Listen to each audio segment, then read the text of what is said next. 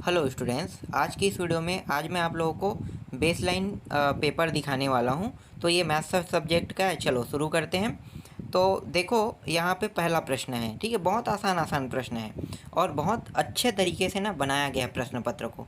तो पहला प्रश्न क्या है, यहाँ पे देखो बहुपद है x square plus 3x minus 2 और दिया हुआ है minus x square minus 3x plus 2 का योगफल है। मतलब दोनों को जोड़ना है। ठीक है, जोड़ोगे तो कैसे जोड़ोगे? तो जोड़ना तो आता है ना, जोड़ लोगे। ठीक है, वर्ग वर्ग वाला वर्ग के साथ जुड़ेगा और जिसके साथ सिर्फ एक घात है वो एक घात वाले के साथ जुड़ेगा और संख्या संख्या के साथ हल होगा। तो जब इसे हम जोड़ेंगे तो इसका मान कितना आएगा? 0। देखो ना, एक्स एक्स वाला एक माइनस प्लस, दोनों में माइनस प्लस। ठीक है, इसमें भी माइनस प्लस, मतलब पूरा मान 0 प्राप्त होगा पहला का। दूसरा प्रश्न देखो, दूसरा प्रश्न इसी में क ख दिया हुआ है ना। तो यहाँ पे आंसर क्या लेना है? इसमें 4 ऑप्शनों में से आपको क्या लेना है? ग ऑप्शन को उत्तर लेना है। ठीक है, अब देखो क्या है, समीकरण निकाय कह रहा है। तो ये समीकरण निकाय का द्वितीय हल है कह रहा है। ठीक है, तो अद्वितीय हल के लिए हल करोगे तो a1/a2, इसका जो उत्तर है ना, डायरेक्ट आपको क्या लेना है? आपको ब लेना है। ठीक है, सॉरी ख लेना है, ख लेना है। क्यों? क्योंकि ये जो है ना अद्वितीय हल है, क्योंकि a1/a2 b1/b2 बराबर नहीं होगा। तो यहाँ पे ख ऑप्शन आ जाएगा। इसके बाद देखो, एक सेकंड, यहाँ पे थोड़ा अजीब सा दिया हुआ है। यहाँ पे ऑप्शन में क ख ग घ दे दिया है तीसरा में। ठीक है, तीसरा ही इसका उत्तर रहेगा। वहाँ पे आगे में क्या है बताया नहीं है। चलो आगे देखते हैं। चौथा, यदि बेलन की त्रिज्या r व ऊंचाई h हो तो बेलन का आयतन होगा। बेलन का आयतन बताना है। तो बेलन का आयतन क्या होता है? पाई आर स्क्वायर एच होता है। कहाँ पे दिया है भाई पाई आर स्क्वायर एच?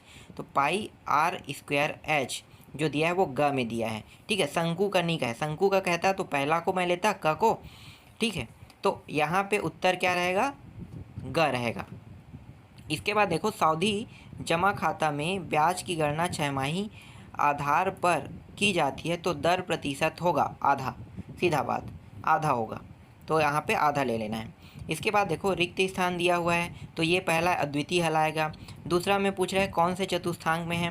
तो इसका जो चतुर्थांक है माइनस में जाएगा y ना, और प्लस में रहेगा 20। तो चतुर्थांश में रहता है ये। चतुर्थांश में कौन सा? x जो है प्लस में रहेगा और माइनस में रहेगा y। हाँ ठीक है, चतुर्थांश में रहता है। इसके बाद देखो, तीसरा प्रश्न है, एक ही अवधा पर बने कोण खाली स्थान होते हैं। अब एक ही अवधा पर बने कोण, चलो बाद में देखेंगे इसका उत्तर। याद है लेकिन थोड़ा सोचना पड़ेगा मुझे। ठीक है, अर्धगोले का आयतन क्या होता है भाई? 1/3 पाई आर स्क्वायर एच। और पाई आर स्क्वायर एच तो होता है, लेकिन अर्धगोले कह रहा है तो 2/3 रहेगा। ठीक है, 2/3 पाई आर स्क्वायर एच होगा अर्धगोले का आयतन। ठीक है, चलो देखते हैं। इसके बाद नेक्स्ट प्रश्न देखो, पांचवा प्रश्न क्या है? √2 cos थीटा बराबर 1 हो तो थीटा का मान खाली स्थान होगा तो कितना होगा? तो 1/2 किस में होता है? 45 अंश में। तो 45 अंश इसका मान होगा। ठीक है, cos 45 अंश में ये होता है 1/2 होता है। तो थीटा का जो मान है वो 45 अंश होगा। सत्य असत्य देख लेते हैं। तो देखो, पहला प्रश्न क्या है? यदि वर्ग समीकरण के मूल बराबर है तो वियुक्तिकर का मान काल्पनिक होगा। ठीक है, वियुक्तिकर का मान काल्पनिक होगा कब? जब वर्ग समीकरण के मूल बराबर हैं। तो बराबर होने के कंडीशन क्या हो सकते हैं? बराबर होने के कंडीशन जो है वो यहाँ पे 0 तो नहीं कहा है ना, 0 नहीं कहा है तो काल्पनिक भी नहीं कह सकते। मतलब ये कथन जो है असत्य हो सकता है। ठीक है, यहाँ पे क्लियर नहीं हो, एक बार चेक कर लेना। चलो, ये प्रश्न आपको इसका उत्तर जो है तीसरा अध्याय में मिल जाएगा।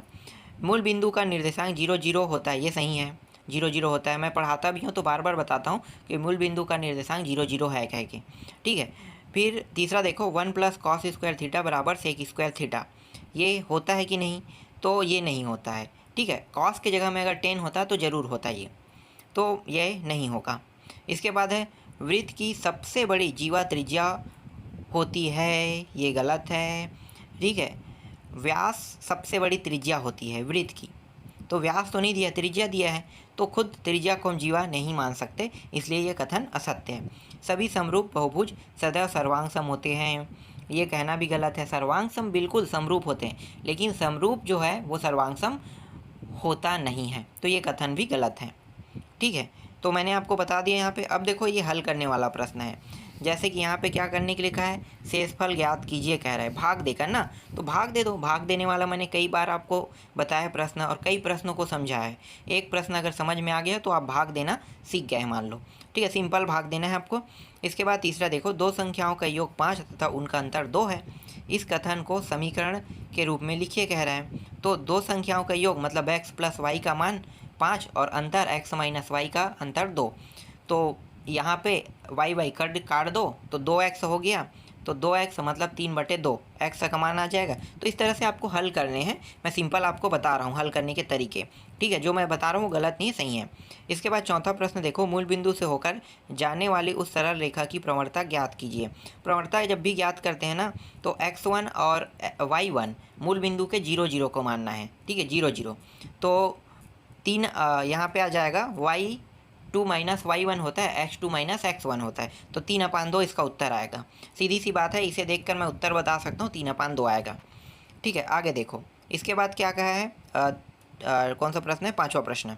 देखो पाँचवा प्रश्न में साइन 32 दिया है और कॉस 58 दिया है। तो साइन को या तो 58 में चेंज करना है या फिर कॉस को किस में चेंज करना है, साइन में। तो 1/2 इसका उत्तर आ जाएगा।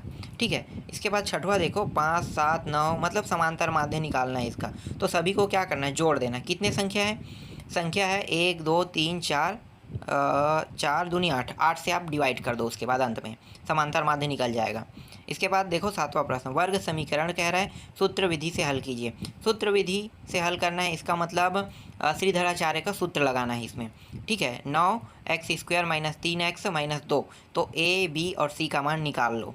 फिर b² माइनस अंडर रूट के अंदर 1 मिनट क्या रहता है सूत्र, माइनस b रहता है ना पहले, उसके बाद प्लस माइनस अंडर रूट के अंदर b² माइनस 4ac अपान 2a, इसी सूत्र में रखना है मान। आठवां प्रश्न क्या है, समांतर श्रेणी। बहुत आसान है, पीछे वाले पद में आगे वाले को हटा दोगे तो d का मान निकल जाएगा, पहला पद का मान है और tn का सूत्र है a प्लस n-1 और d, यही होता है। ठीक है, तो जैसे रखोगे मान उत्तर आ जाएगा आपका। ठीक है, आगे देखो। इसके बाद दो चर वाले सरल रेखा के समांतर प्रतिच्छेदी व संपाती होने के प्रतिबिंब लिखिए कह रहा है। दो चर वाला, तो ये तो थोड़ा लेंदी प्रक्रिया है, तो इसके लिए त्रिभुज की आवश्यकता होगा। तो फिलहाल मैं आपको ऐसे ही बता रहा हूँ, आप लोग इसको ढूंढ लेना।